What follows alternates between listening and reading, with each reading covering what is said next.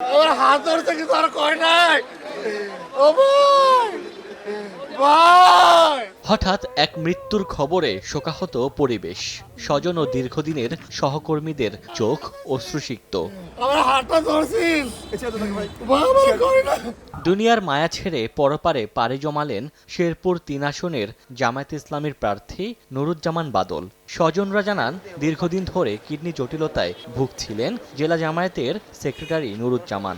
মঙ্গলবার রাত 10টার দিকে হঠাৎ অসুস্থ হয়ে পড়েন তিনি। প্রথমে শ্রীবর্দী উপজেলা স্বাস্থ্য কমপ্লেক্সে নেওয়া হয়, পরে সেখান থেকে পাঠানো হয় ময়মনসিংহ মেডিকেল কলেজে। সেখানে রাত 1:30টার দিকে তার মৃত্যু হয়।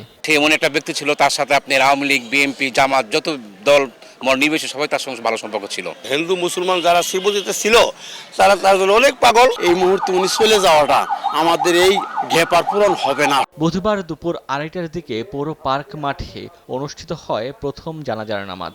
বিকেল 5টায় শ্রীবর্দী সরকারি কলেজ মাঠে অনুষ্ঠিত দ্বিতীয় জানাজা। তার মৃত্যুতে জামায়াত, বিএনপি, এনসিপি সহ বিভিন্ন রাজনৈতিক দলের নেতা ও স্থানীয় বিভিন্ন শ্রেণীপেশার মানুষ গভীর শোক প্রকাশ করেছেন। আমরা একই সঙ্গে রাজনীতি করেছি। উনি আমার কাছের ছোট ভাই ছিল।